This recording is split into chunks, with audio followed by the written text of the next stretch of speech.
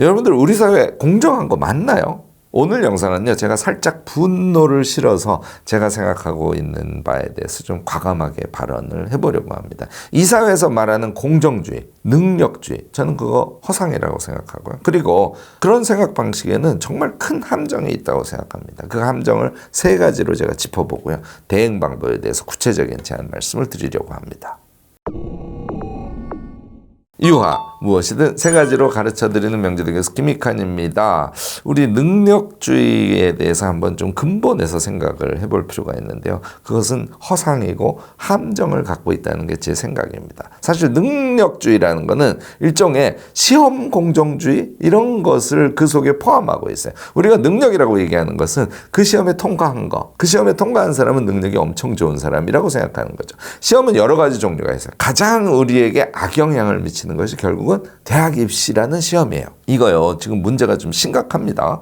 우리가 흔히 얘기하는 스카이 대학의 합격자의 55%가요, 9분위 이상의 가정에서 태어난 사람들입니다. 제가 그분들을 꼭 비난하는 건 아니에요. 그게 현상이라는 얘기를 좀 정확하게 말씀드리고 싶은 거예요. 9분위 이상이라는 것은요, 월 수입이 거의 1,000만 원 가까이 되는 사람들을 의미해요. 서울 의대는요, 요것도 통계인데 74%가 학자금 대출의 비자격자라는 거예요. 그러니까 가계소득이 너무 많아서 학자금 대출 자체가 불가능한 그런 부류에 속하는 사람들이 서울의대생의 74%에 해당한다는 것이죠. 자, 이 결과를 놓고 여러분들 수능은 공정한 것이라고 얘기할 수 있을까요? 시험을 보고 시험 점수로 나온 것이니까 공정한 것이야. 이게 이제 시험 공정주의, 시험 능력주의의 실체라는 거예요. 그런데 실제로 결과를 보면 그렇지 않다는 것이죠. 환경에 의해서 그가 시험을 잘 볼 수 있는 힘이죠. 그 힘은 몸에 붙일 수도 있고 몸에 붙이지 못할 수도 있다는 것이죠. 이것을 사회적 공정이라고 쉽게 결론 내릴 수는 없는 거예요. 자, 우리가요, 능력에 대한 사회적 판정을 그대로 대체로 수용해 왔습니다. 그런데 잘 생각해 보면 그 능력 인정의 대부분은 대학 입시에서부터 이루어지고요. 그 이후에도 지속적으로 시험이라는 형태를 그 사이에 개입시키면서 격차를 벌려가는 방식으로 진행이 됩니다. 그러니까 대학 입시에서 시험에 의해서 차이 나죠. 그 다음에 입사 시험에서 또 차이 나죠. 또 다른 것도 다 시험이지 않습니까? 변호사 시험, 공인회계사 시험, 공무원이 되는 시험, 다 시험이에요. 그러니까 대학 시험 이후에도 계속 시험이라는 판정에 의해서 사람의 능력은 평가되게 되고, 대학에서 갈라진 차이가 그 이후에도 계속 확대 재생산되는 그런 성격을 갖고 있습니다. 실제로 능력주의의 실제가 약간의 DNA의 차이하고요, 환경의 차이에 의해서 결정된다. 그리고 대학 입시에서의 차이가 그 이후에 그 차이를 계속 확대시킨다. 이게 실체라는 것이죠. 능력대로 공정하게라는 생각 방식은요, 그 근본에 저는 철학적 잘못을 내포하고 있다고 생각합니다. 왜냐하면 그 능력 여부를 결정하는 요소, 그것이 불공정할 가능성이 있거든요. 그럼에도 불구하고 시험이라는 수단을 통해서 그것이 공정하다고 사회적으로 인정하게 하는 일종의 그런 강제 제도 같은 구조가 작동을 하고 있는 겁니다. 요거 마이클 샌델 교수가 공정주의에 대한 비판을 하면서 이 단순한, 철학적으로 이게 공리주의에 근거한 것인데, 이 단순한 공리주의를 이미 비판을 하고 있죠. 또 하나는요, 우리가 그것을 능력이라고 이야기하는 것이 상품 또는 화폐로 환원되었을 때만 공정하다고 인정되는 일종의 화폐 능력주의 같은 거예요. 무슨 얘기냐 하면, 우리가 뭔가 노동을 하지 않습니까? 그러면 그것이 산출물이 나와요. 상품이 나올 수도 있고요. 그리고 그것이 화폐로 환산되어서 이제 돈이 되는 것이죠. 그 노동에 의해서 만들어진 상품의 교환에 의해서 형성되어지는 돈, 그 화폐의 결과는 공정하다는 인식이에요. 근데요, 제가 이럴 때 엉뚱한 예를 잘 드는데요. 예를 들어서 어떤 영국 사람들이 아프리카에 여행을 갔다가 아프리카 원주민들이 민간요법 중에서 막 열이 나고 이렇게 피부가 아프고 그러면 무슨 나무 껍질하고 흙에 어떤 성분하고를 이렇게 잘 섞어서 먹어. 그랬더니 열도 내리고 되게 빨리 회복이 됐어. 이게 민간요법에 있었습니다. 그 여행하던 영국 사람들 중에 한 사람이 약을 개발하는 사람이었어요. 그래서 영국에 돌아가서 실험 연구를 통해서 약을 개발했더니 타이레놀이라는 약이 나왔어요. 연간 조 단위의 이익을 얻었습니다. 자, 그러면 아프리카 원주민들이 오랜 기간 쌓았던 민간요법에 들어간 노동, 그것은 산출물, 그러니까 타이레놀이라는 약으로 나오지 않았고요. 그 다음에 상행위를 통해서 연간 몇 조의 돈으로 환산되지 않았어요. 그러면 환산되지 않은 노동은 가치 없는 것이냐는 거죠. 다시 말해서요. 실험 연구에 의한 노력하고 상품을 교환해서 판매하고 해서 이득을 얻는, 그러니까 화폐화되는 요 노동만 인정되는 것은 어찌 보면 근원에서는 불공정한 것일 수도 있다는 가정이에요. 그래서 제한된 기준 평가를 전제로 한 일종의 유사 공정성에 불과하다, 이렇게 결론을 내릴 수 있습니다. 원주민이 기여한 것이 평가가 된다면 화폐로 환산되지 않은 그 비슷한 수많은 노력들, 수많은 노동들을 모두 화폐로 평가할 수만 있다면, 그러면 논리적으로는 사실은 공정주의를 우리가 실현할 수도 있죠. 그런데 현실은 전혀 그렇지 않지 않습니까? 심지어요, 우리가 우리 자신의 일상을 한번 생각해 보세요. 우리 자신의 일상에서 그것이 돈으로 환산되는 노동과 노력만 하고 있습니까? 그렇지 않죠. 이것을 일부 학계에서는 그러한 우리의 실제로 상품이나 돈으로 환산되지 않는 노력을 사회적으로 평가해야 된다는 주장을 하고 계신 분들이 꽤 많습니다. 좀 논의가 튀는데요. 이 모든 노력을 공정하게 평가하면서 자본주의 사회를 유지하기 위해서는 기본소득제를 세계적 수준에서 시행하는 것이 아주 중요하다, 이런 주장을 하는 분들이 요즘에 많이 나타나고 있죠. 어쨌든 우리가 하는 노동은 화폐로 환산되는 것만 가치로 인식되기 때문에 그것은 근본적으로 공정하다고 할 수 없다는 그런 입장이 존재한다는 것이죠. 그래서 우리가 무엇인가를 노력하고 그래서 능력을 향상시킨 다음에 그 능력을 가지고 노동을 해서 상품을 만들어서 그것이 화폐화되는 것을 제외하고는 공정하게 평가되지 않는 것이니까, 노력하고 능력 향상해서 공정한 평가를 받고 그래서 우리는 성공할 수 있다라는 이야기는 신화에 해당하는 그런 이야기일 수 있다는 점 우리가 놓치지 말아야 된다고 저는 봅니다. 자, 그러면 노력하면 능력 향상이 되는 건 맞습니다. 그렇지만 공정평가가 이루어지고 그 성공을 거머쥘 수 있다는 건 허상일 수 있다는 얘기를 하는 것이죠. 자본주의 하에서는요, 자본의 힘이 노력의 힘보다 훨씬 더 강합니다. 좋은 상품을 만들어서 그것을 구매하게 하고 그것으로 돈으로 환산되는 어떤 이익을 우리가 추구하려고 할 때 사실 이 많은 인구를 대상으로 해서 좋은 상품을 판매하려면 뭐가 핵심이 될까요? 결국은 구매로 이끄는 광고, 전달이 핵심이 됩니다. 그래서 실제로 돈을 벌기 위해서는 광고료에 엄청 비용을 쏟을 수 있는 돈이 많은 사람들에게 상행위가 훨씬 유리한 것이죠. 심지어는요, 이게 이제 금융자본주의 시대가 되면서 생산보다는 금융 변동의 차익으로 큰 돈을 버는 것, 이게 이제 결국은 돈 버는 것의 결정타가 되는 거지 않습니까? 우리 최근에 재벌집 막내 아들, 이 드라마 엄청 보셨죠? 이 드라마에 나오는 재벌집의 많은 주인공들이 하는 행위가 뭘까요? 금융자본주의 하에서 어떻게 하면 주가의 차익을 나의 이득으로 취할 것인가, 여기에 다 혈안이 돼 있지 않습니까? 그러니까 우리가 노력하고 노동하고 또 노력하고 능력을 키워서 더 효과적인 노동을 하고 해서 돈을 벌 수 있는 것보다는 다른 방식, 돈의 힘에 의해서 돈을 버는 것이 훨씬 더 일반적인 현상이다라는 것도 우리가 잊어서는 안 된다는 것이죠. 자, 우리가 종합해보지 않습니까? 시험에 의한 공정성 또는 화폐에 의한 공정성 또는 노력의 공정성, 이 모두가 약간은 허상이라는 것을 제가 쭉 말씀을 드렸어요. 노력은 어떤 능력으로 평가받아야 되는데 그 평가의 기준, 또 평가를 하는 주체가 권력적이라는 거예요. 권력을 가진 자에게 권한이 주어져 있다는 것이죠. 시험 마찬가지입니다. 평가의 권력성을 갖고 있어요. 노동을 해서 어떤 산출을 만들어내는 것, 이것도 마찬가지로 그것의 평가의 권력성이라는 게 개입이 돼 있다는 것이죠. 그래서 모두 권력의 판정에 의존할 수밖에 없다는 겁니다. 이 권력은 정치 권력일 수도 있고 경제 권력일 수도 있죠. 당연히 부분적으로 합리성을 추구합니다. 그리고 공정한 거와 같은 그런 논리체계를 갖추고 있기 때문에 우리가 모두 무의식적으로는 그것을 긍정하는 것이죠. 권력 작동의 메커니즘, 일종의 공정 이데올로기 같은 것이 이미 우리 사회에 그리고 우리 몸에 작동하고 있는 것이다, 이렇게 인식하는 것이 저는 맞다고 봅니다. 자, 이런 생각 방식의 철학적 오류에 대해서 제가 좀 구체적으로 지적을 해보도록 하겠습니다. 시험 능력주의. 그런데요, 그 시험을 보는 능력이라는 건 두 가지 특성이 있어요. 하나는 그 시험을 잘 볼 수 있는 능력에 적합한 그런 개성을 가진 사람이어야 돼요. 또 하나는 그 시험을 보려고 하는 그 나이, 그 시기가 그 시험의 최적인 상태로 딱 맞아야 돼요. 그러니까 예를 들어서 문제를 푸는 능력보다 현장에서 어떤 문제를 해결하거나 그 경험 지식을 몸에 붙이는 것이 익숙한 사람의 경우에는 이 필답 시험을 보는데 익숙하지 않을 수 있죠. 또 어떤 사람은 고등학교 3학년 나이가 가장 필답고사에 적합한 능력을 잘 키울 수 있는 시기인 사람이 있는가 하면 어떤 사람은 30이 돼야 그런 시기가 오는 사람이 있어요. 그러니까 능력의 종류나 그 능력이 꽃피우는 시기가 그 시험의 시기와 딱 맞아야만 성공을 할 수 있다는 겁니다. 그래서 결국은 그 시기에 그 시험에 적합한 능력만 인정하는 것은요, 결국은 차이의 철학에 위배되는 거예요.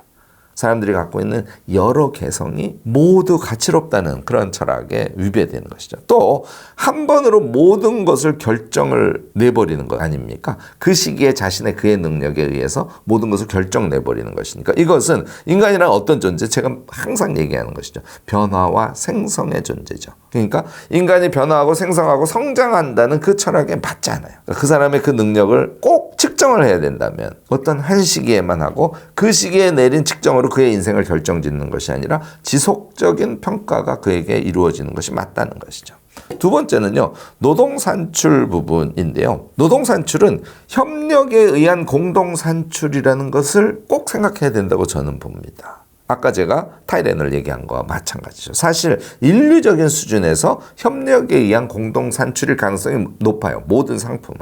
결국은 사람의 생각의 결과물이기 때문에 그 생각의 형성은 모두가 서로에게 긍정 영향을 미칠 때 좋은 아이디어가 나오는 것이고 그 아이디어를 최종 구체적으로 구체화해서 상품화하고 하는 것은 그들의 노력이지만 그 모두가 여러 사람의 노력을 기반으로 해서 성립 가능한 것이라고 생각할 수 있다는 것이죠. 또 하나, 멀티플리시티. 이게 제가 엄청 강조하는 거지 않습니까? 그러니까 모든 것은 상호 영향에 의해서 새롭게 만들어지는 실체거든요. 멀티한 주체들이 주름을 폈다, 오므렸다 하는 과정을 통해서 무엇인가가 만들어지는 것이라는 거죠.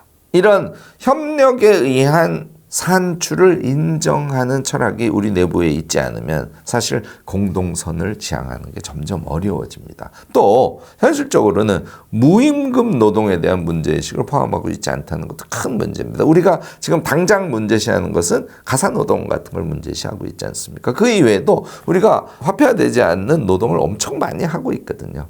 이런 것들이 자본주의 사회에서 모두 한꺼번에 무시되는 것, 이것은 공정하지 않는 현상을 양산하는 그런 원인이 될 겁니다. 세 번째, 노력주의의 문제예요. 성장이라는 것은 개인의 개성의 절대적 성장입니다. 그러니까 누구와 비교해서 누구보다 더 잘났다 이런 것이 아니라는 거예요. 또 모여서 공동선을 이루어가는 것, 이것이 우리의 삶이거든요. 그런데 성장의 내용을 일정 기준에 의해서 평가하는 요 행위 자체가요, 지금 제가 말씀드린 공동선의 철학에 위배가 됩니다. 또 제가 계속 비커밍의 철학이라고 말씀드리는, 그러니까 우리는 자신 다음의 인생을 자신의 욕구에 의거해서 조금씩 변화, 발전, 생성시켜가는 그런 존재지 않습니까? 이것이 타인의 어떤 기준 또는 세상의 어떤 기준에 의해서 평가받을 대상은 아니라는 것이죠. 우리가요, 이 공정과 관련해서는 오바마와 트럼프에 대해서 생각할 필요가 있습니다. 오바마의 연설 우리 정말 적어도 한두 번은 듣지 않습니까? 어떠세요? 한국말로 번역된 거를 읽거나 들어보면요, 너무너무 감동적입니다. 정말 연설의 천재예요. 그런데 오바마의 연설을 보면은 뭔가를 하라, 우리 열심히 해보자, 그러면 우리 모두 성공할 수 있다, 이런 메시지가 거의 항상 연설에 들어가 있습니다. 이게요, 마치 오바마의 연설이 이 사회가 모두 공정하기 때문에 우리가 노력하면 공정하게 평가받아서 우리 모두가 성공을 거머쥘 수 있어 라는 착각에 빠뜨렸다는 겁니다. 오바마의 말대로 이루어지지 않음을 직시하기 시작한 특히 젊은 층, 사실 오바마가 대통령이 될 때는 젊은 층의 지지가 엄청 컸거든요. 이 젊은 층이 이반하고요, 또 중하층에 속하는 많은 사람들이 대거 오바마로부터 이반합니다. 사실 트럼프를 지지하기가 쉽지가 않죠. 그 개인적인 특성이 일단 그다지 매력적이지 않지 않습니까? 좀 이상하잖아요. 그럼에도 불구하고 이 공정주의에 의거한 일종의 개인의 노력을 가치의 핵심으로 둔 오바마 권력이 공정하지 않음을 사람들이 현실에서 직시하면서 그 반사이익의 차원에서 트럼프가 대통령으로 뽑혀버리는 이런 상황이 만들어졌다는 것이죠. 특히요, 지배 엘리트, 학력이 좋은 사람들, 한국 같으면 재벌 기업에 근무하고 있는 사람들, 또는 뭐 저 같은 교수들, 이 지배 엘리트에 대한 대중들의 엄청난 분노가 미국 사회에 있었던 겁니다. 결국은 이 불공정의 감각이 미국 사회를 완전히 뒤바꿔 놨다, 이렇게 볼 수 있다고 저는 생각합니다. 불공정 감각이 있으면요, 노력에 대한 비관주의에 빠질 수 있어요. 또 능력주의에 대한 근본적인 냉소주의가 사회에 만연할 수 있습니다. 미국 사회가 그랬던 것처럼요. 그래서 트럼프 신드롬이 왜 일어났는지를 우리가 이해할 수 있게 됐던 것이죠. 저는요, 오늘 여러분들께 세 가지의 이런 문제로부터 탈주하는, 우리가 좀 더 자유롭게 살아가는 길에 대해서 좀 제안 말씀을 드리려고 합니다. 우선 첫 번째는요, 경쟁 우위의 능력이 아니라 절대적 능력을 추구하는 거예요. 무슨 얘기냐면, 예를 들어서 독서를 해. 그러면 나는 다른 사람보다 책을 많이 읽는 사람, 지식이 많은 사람이 될 거야. 그것이 아니고 독서 그 자체의 재미, 내가 추구하는 지식 그 자체, 이것을 절대적으로 추구하자는 거죠. 내가 영어를 하고 싶어. 내가 원하는, 나의 내부에서 요구하는 나의 영어 실력에 절대적 도달 지점이 있다는 것이죠. 그걸 향해서 노력하는. 우리가 일상을 살아가려면 각종 스킬들이 필요해요. 기술이 필요합니다. 이게 이제 능력인데, 우리가 갖고 있는 내재성이 구체적인 스킬과 만나면서 능력이 되거든요. 이 모두가 절대적 기준이어야 돼요. 그것이 경쟁, 시험, 이런 것들로 환원되어서는 곤란하다는 것이죠. 이거는 부차적인 것에 불과하다. 이렇게 우리 마음을 먹는 것이 엄청 중요해요. 이게 가능해지면요, 그것을 조금씩 절대적 가치를 스스로 획득해가는 그 작은 기쁨들, 이거 이제 성장 지향형 인간들에게 느껴지는 것인데요. 그래서 우리가 절대적 능력을 점차 갖추게 되는 것, 이것이 우리에게 성공을 의미하는 것. 그래서 나는 절대적인 능력을 거머쥐는 것이 바로 성공을 거머쥐는 것이야, 이런 철학에 도달하는 것, 이게 저는 엄청 중요하다고 생각합니다.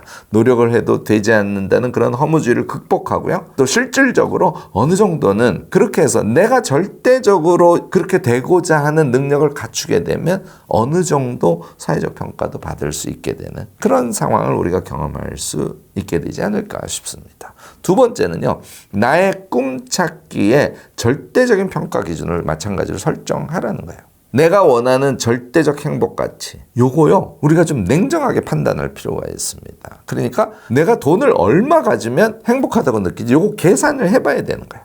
그냥 돈이 많았으면 이런 상대적 가치를 가지고는 우리가 탈주할 수 없습니다. 지위도 내가 갖고 싶죠. 다 내재적으로 자기가 성장하고 성공해서 일정한 높은 지위를 갖고 싶어 하거든요. 내가 목표로 하는 구체적 지위가 어떤 모습인지를 스스로 정의하는 것, 또 나의 개성, 이런 것들을요, 자신의 절대적 행복 가치로 구체적으로 정의하는 것이 엄청 중요합니다. 자, 그것을 과제와 수량으로 설정하지 않습니까? 그러면 그것이 절대적 자기 인생 목표를 설정하는 것에 해당해요. 우리는 그 꿈 안에서, 우리가 사는 자본주의 질서 안에서도요, 어느 정도 적응이 가능해집니다. 그런데 그냥 자본주의 질서에 모든 것을 맡겨놓지 않습니까? 내가 원하는 지위, 내가 원하는 돈, 그 모든 것이 무한대를 향해서 치닫게 되는 것이죠. 그러면 경쟁에서 항상 뒤처지는 자기 자신을 점점 더 부정하게 되고 또 열등감에 쌓이게 되는 그런 문제에 봉착할 수밖에 없다는 것입니다. 세 번째가 역시 이타성과 공공선의 추구의 측면입니다. 이렇게 해야 우리가 행복할 수 있어요. 우리 다 사실 경험을 통해서 알고 있지 않습니까? 타인을 위한 어떤 행위를 했을 때 우리에게 오는 큰 행복감이 무엇인지를 우리 다 알고 있습니다. 심지어는요, 시험 준비를 하더라도 같이 도우면서 시험 준비를 하는 사람들이 훨씬 더 밝고 그 시험 준비를 효율적으로 할 수 있기조차 합니다. 이렇게 같이 도우면서 해야 성과도 좋을 뿐만 아니라 자괴감에도 덜 빠질 수 있다는 거 여러분들도 이미 알고 있을 겁니다. 나눔의 아름다움을 느끼는 그런 일상이어야 내 삶의 가치를 더 발견할 수 있게 되지 않을까요? 그래야 힘있게 더 자신을 밀고 나갈 수 있을 겁니다. 우리는 경쟁사회에 불가피하게 살아가야 되죠. 그러나 이런 이타성 그리고 공공선을 추구하는 그런 마음과 구체적 실천, 이것이요, 이 각박한 경쟁사회 안에서도 우리를 잘 생존할 수 있는 그런 공간을 마련할 수 있도록 만들어준답니다. 나의 꿈, 나의 세계, 나다움의 목표 이런 것을요 구체적으로 자기의 절대적 평가 기준으로 좀 설정하시고요. 그리고 그것을 위해서 필요한 또 마찬가지로 자기에게 절대적으로 필요한 능력들, 스킬들, 다시 말해서 본래적 의미의 실력들이 무엇인지를 설정하고 그것을 키워가면서 이게 바로 자기 개발이거든요. 그리고 이타성과 공공선, 그리고 나의 진정한 어떤 욕망 이것을 실천하는 그런 멋진 삶을 한번 우리 같이 살아가면 좋지 않을까 저는 생각한답니다. 사실 이렇게 하는 게 쉽지가 않아요. 그래서 도움이 필요합니다. 동료들을 필요로 합니다. 저는요 이룸 네트워크라는 그 네트워크를 우리 사회에서 좀 만들어 갔으면 하는 그런 바람이 있어요. 그래서 제가 여러분들과 함께 자기 개발을 하는 세계에 뛰어들어서 지금 활동을 하고 있는 것이라고 할 수 있습니다. 좁지만 그런 아름다운 영토를 여러분들 함께 우리 발견하고 그 영토를 만들어가고 그 영토 안에서 살아가게 되기를 정말 빕니다.